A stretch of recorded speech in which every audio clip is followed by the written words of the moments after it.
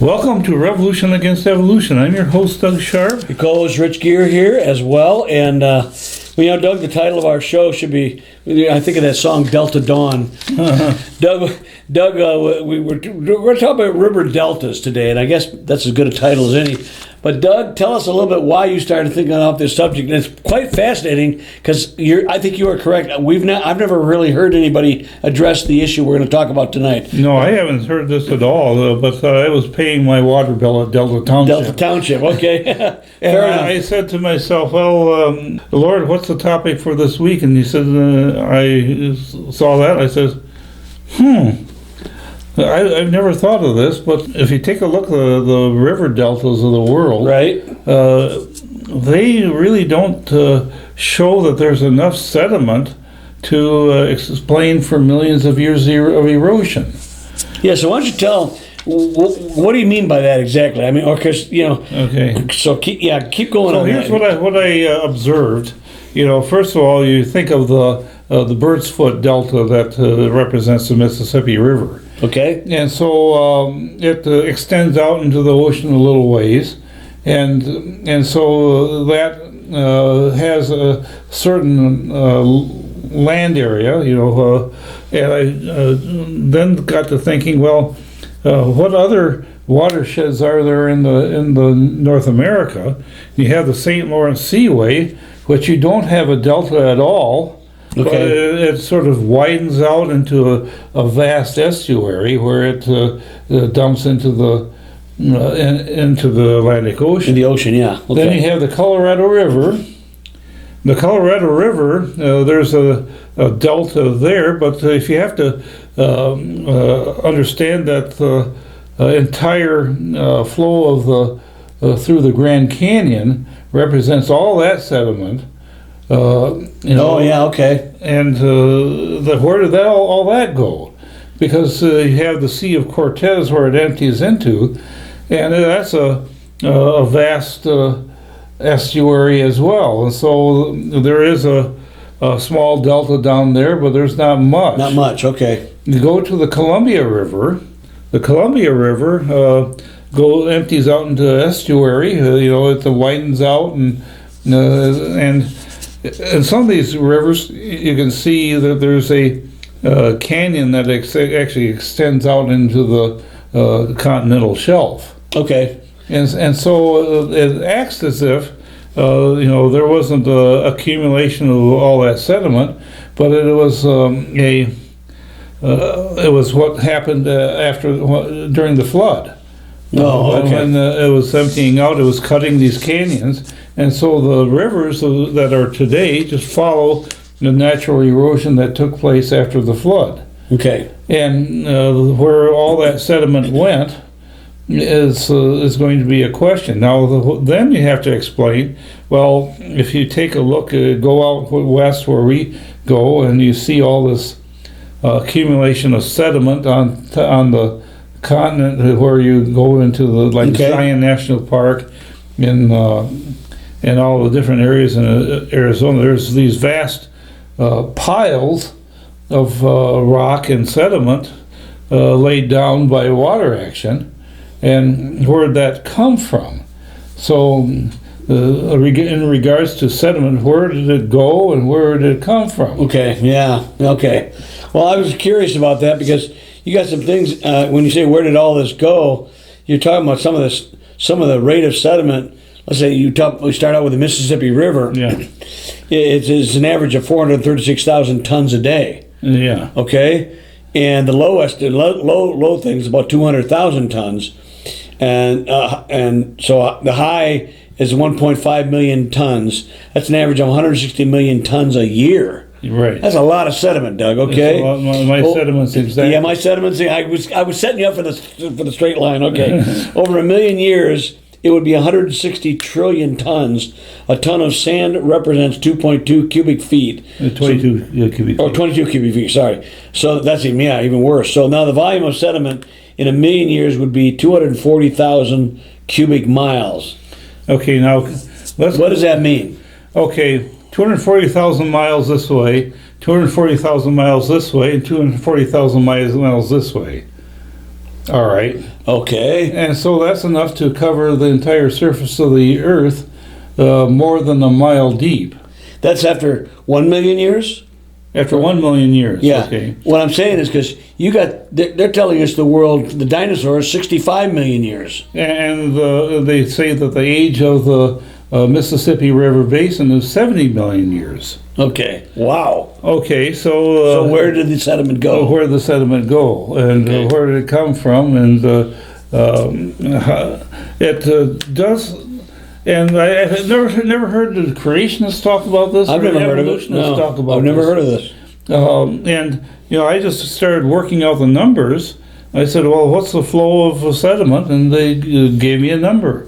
And I don't think anyone's ever put this all together and figured it out. So, But I like your last name here.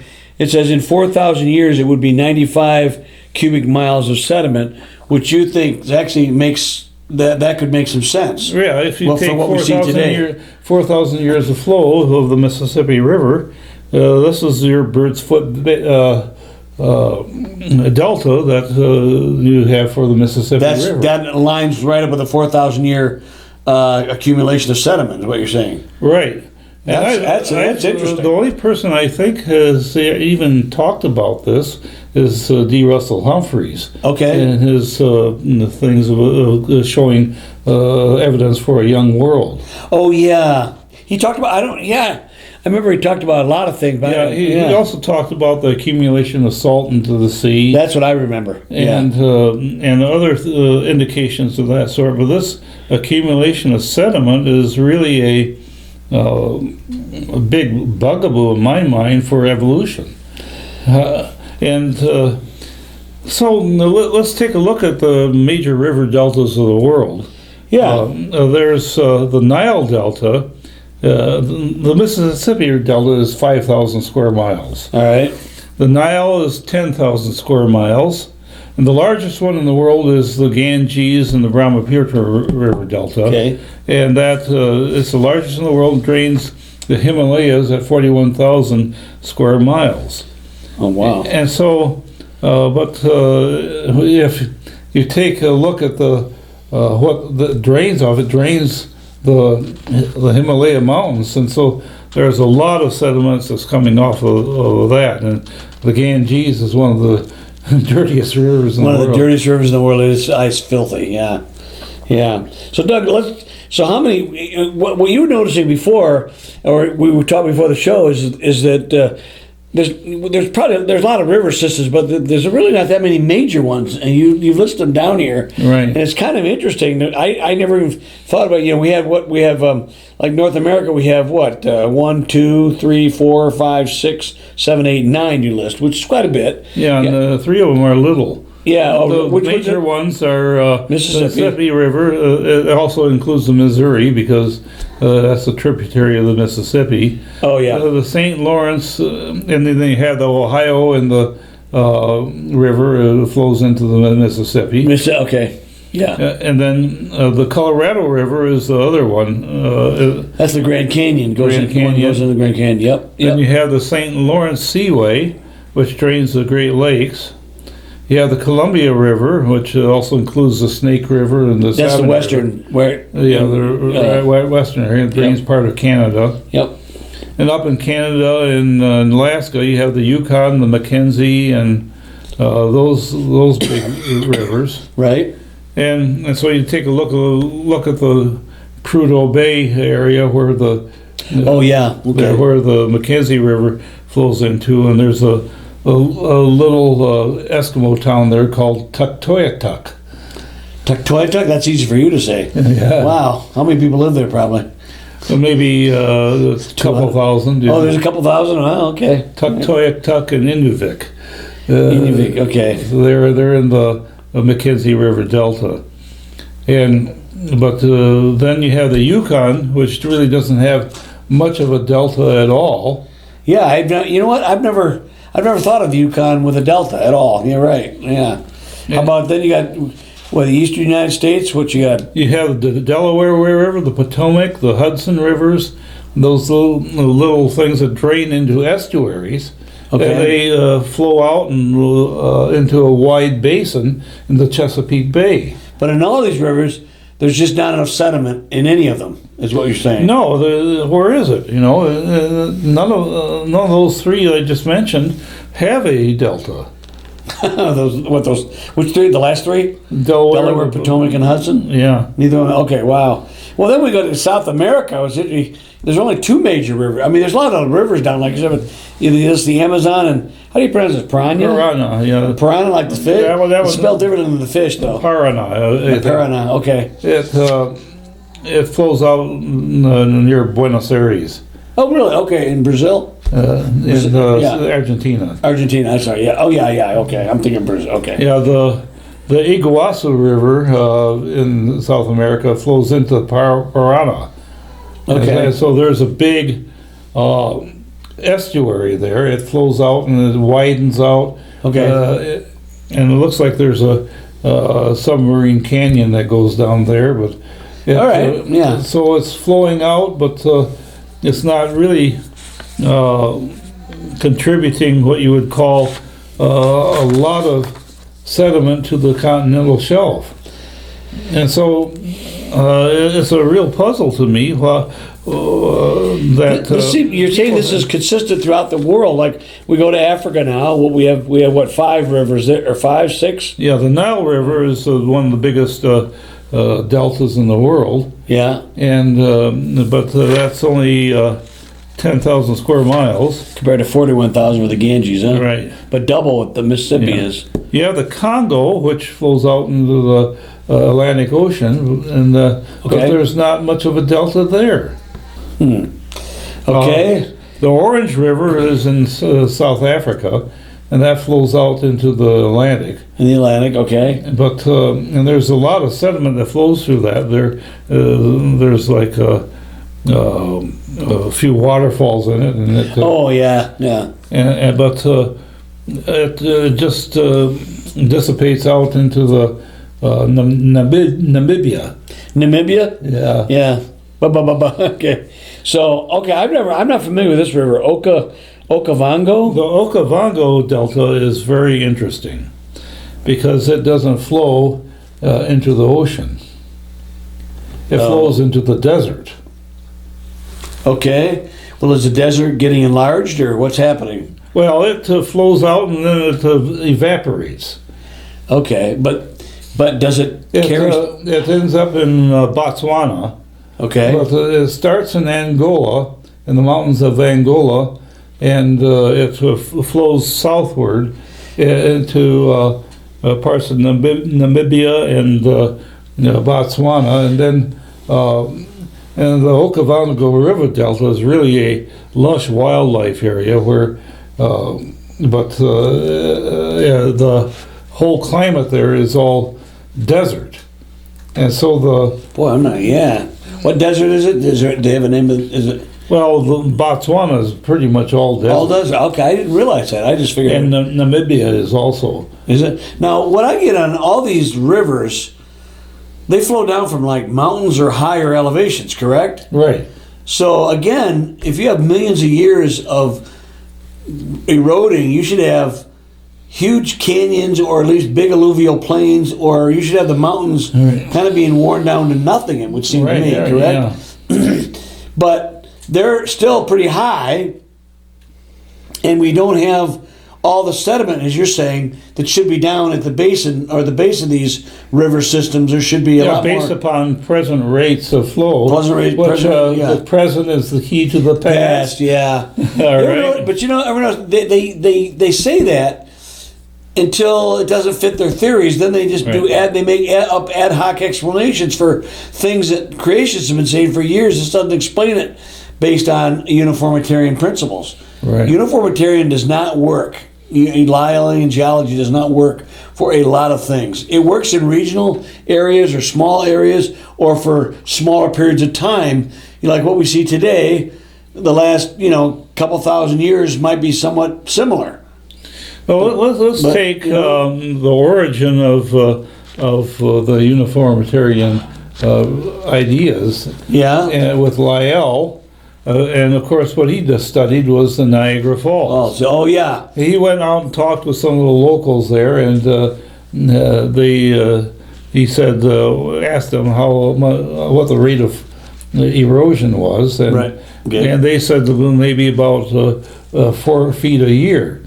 And he says, well, that's too much. So I didn't know he did that. Yes, about 3 or 2 feet a year, he estimated, and that's how he came up with 11,000 years 11? for the age of the falls. Okay. And so, and he did certain things like that to doctor the evidence. Fudge the evidence. Yep.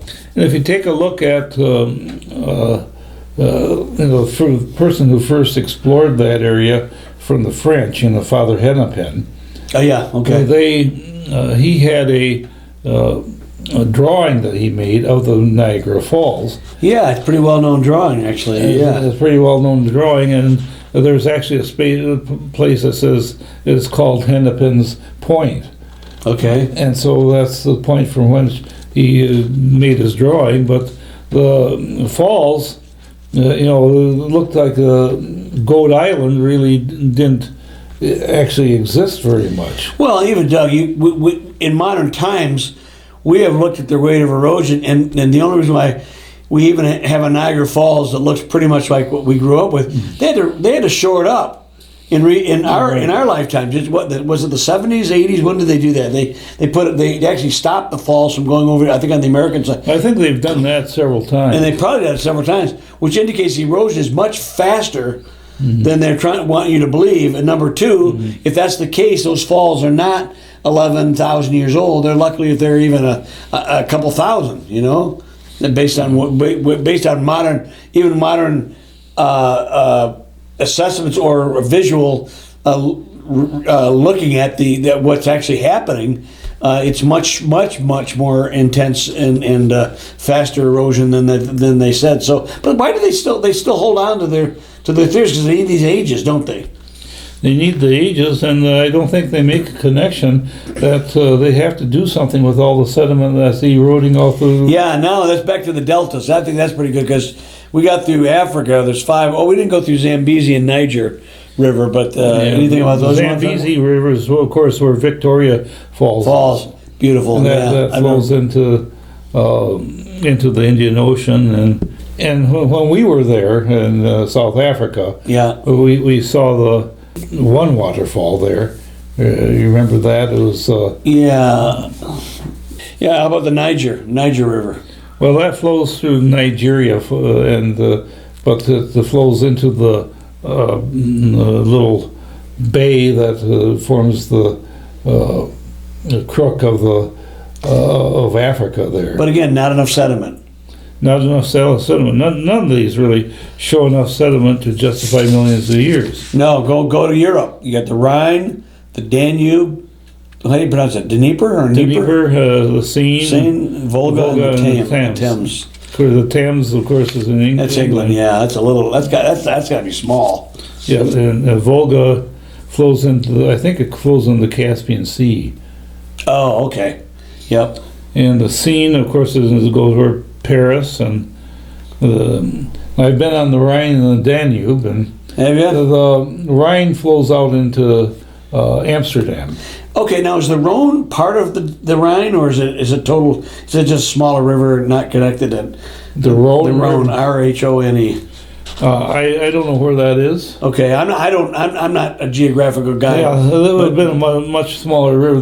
These are the major rivers. Okay, that's what I'm getting. I think it might be even a tributary of one of these. How about the Danube? Now that's very famous, the Blue Danube and all that stuff, But none of these again have enough sediment to indicate millions of years. This is consistent.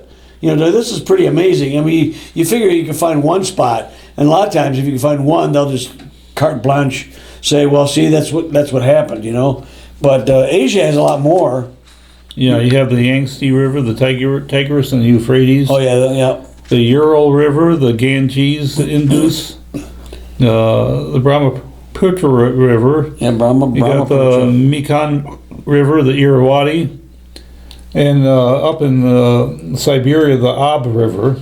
Yeah. Now the Ob River is interesting because it flows into an estuary that's a huge water basin, you know. Okay. All right. And so where you would expect miles and miles of sediment flowing out into the ocean, instead you got the opposite. Oh, okay. What, the ocean's flowing into it, or? Yeah, the ocean Okay. it widens into this basin, and that basin extends for maybe 100 miles or more. So this is not an obvious river system. Okay. Right. I So- couldn't resist that one. Yeah, Anyway, it's really interesting to, I just got pondering all this, and I was wondering, well, how on earth did this get missed by everybody? well, you mentioned Humphreys talked a little bit about this, but I, of course, you look at these two Tigris and Euphrates over in Iraq, Yeah. and of course, people say, was that Garden of Eden must be there? No. No. Because what happens a lot of times, and everyone, when you point this out, creationists have pointed this out for years. New countries or new places where you run, it oftentimes gets named after old experiences or old geographical. Right, yeah. Like we got New York named after York, in England, and there's a lot of things like that happen. So these are not, because basically, as we understand the flood being worldwide, that's where sediment, with the subduction and uplifting and Right. things like that, sediments, we know where sediment has come from, how we have it. Because let's face it, 3/4 of the world is covered in sedimentary rock. Okay? And that dissolves, creating sediment, dirt, if you will. It can dissolve. But the Tigris Euphrates, the original one, number one, there was 4 rivers, not just 2. Right.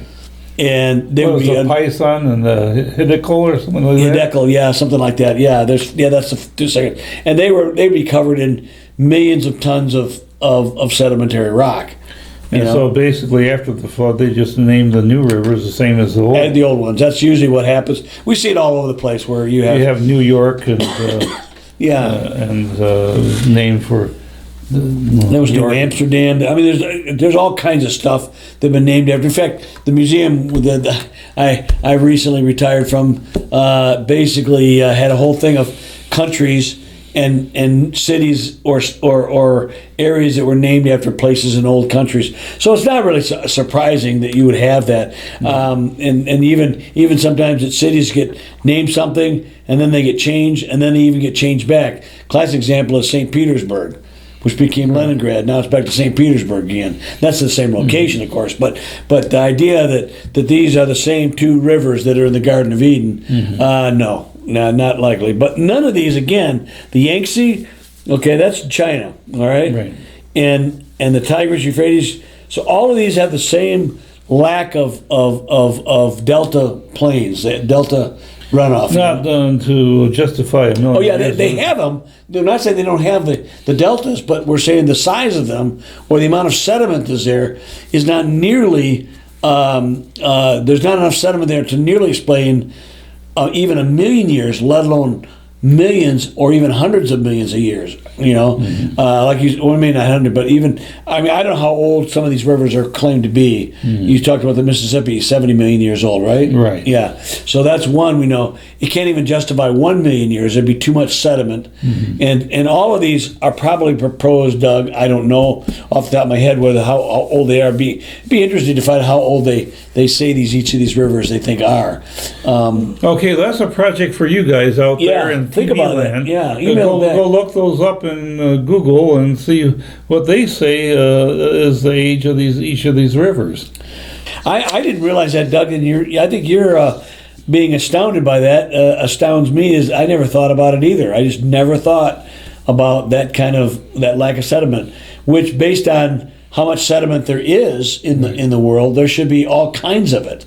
Okay. And the thing of it is that the sediment that we see is not in the river deltas. It's up in the highlands, in the mountainous Still areas. up there. Yeah, it's still up there. Yeah. Deposited in a flood many years before the flow of the Mississippi River and all the Right. rivers in the world actually started. Now, if you take using the uniformitarian principles and extrapolate back from the amount of sediment that you see there, Right. extrapolate back from the flow, you can calculate how old each of these rivers are based upon the amount of sediment that is there. That is fascinating. You can actually, because they know how much is there. Right, and all you have to do is take the amount that you have. That's another project for you folks out there. And just do the calculations and the volume of sediment at the ends of each of these rivers. This gives you the age of those rivers. So it would be now we And know it would be about the time of the flood. about the time of the flood. Now we know there's going to be some ad hoc, after the fact explanation for some of the stuff, and that would be interesting to we can look at some of those things. But the reality is, I've seen over and over again, Doug and I talked about this before the show even. Every time that something doesn't line up based on age, they do a start over. It's a do-over type thing. Perhaps what happens is that maybe that sediment doesn't actually accumulate; it dissolves.